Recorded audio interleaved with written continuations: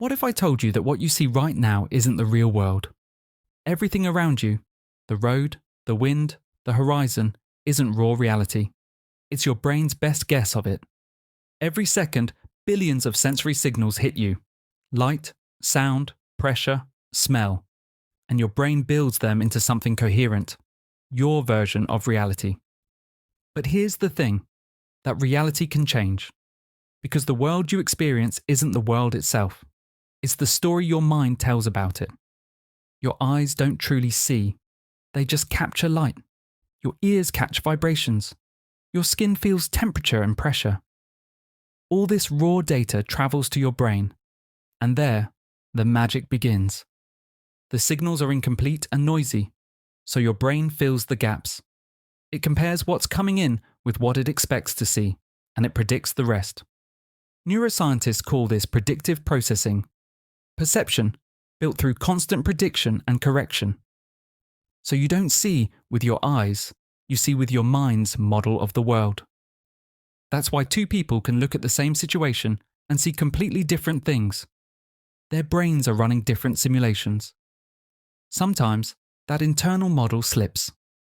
When people take psychedelics, dream, or experience certain mental states, the brain's filters loosen. The boundaries between prediction and reality blurs.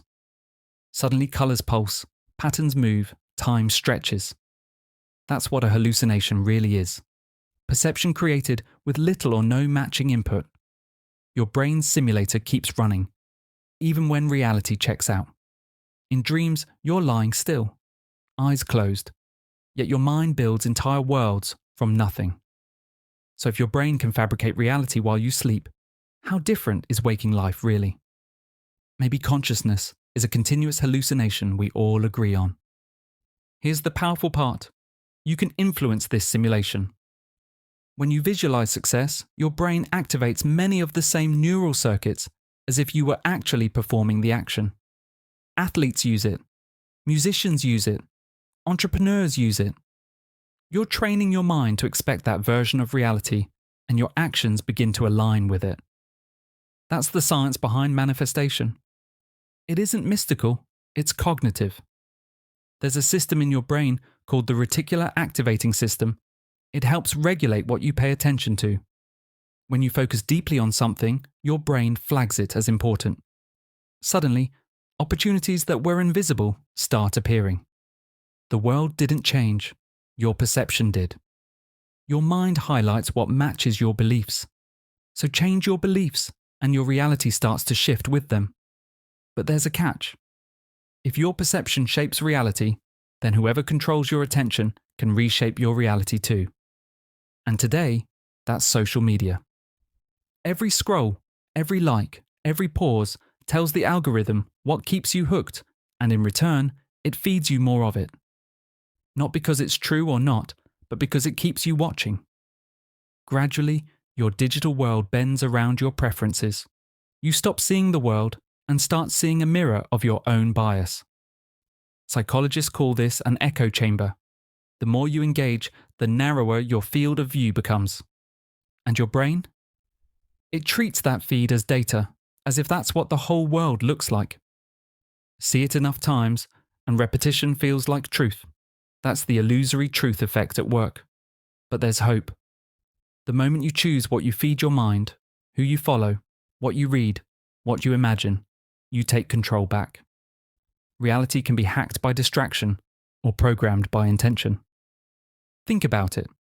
You've never experienced the outside world directly. You've only experienced your brain's interpretation of it. Light waves become color. Air pressure becomes sound. Electrical signals become meaning, emotion, and memory. Everything you experience is happening inside you. In a sense, we don't live in reality. We live within our mind's model of reality. So if the mind is the screen where the world appears, then your focus is the cursor that decides what gets rendered. What you choose to notice becomes what exists for you. And that means you're not just a passenger on this ride, you're the one steering. You can't control everything that happens around you, but you can control the meaning you give it. You can't always change the world, but you can change the lens through which you see it. Feed your mind what strengthens you, Visualize the life you want until your brain accepts it as familiar. Because when perception changes, actions follow, and actions reshape reality. Reality isn't something you find, it's something you create. So the next time you're out here, in motion, feeling alive, remember, this isn't just a road. It's your reality, unfolding exactly as you imagine it.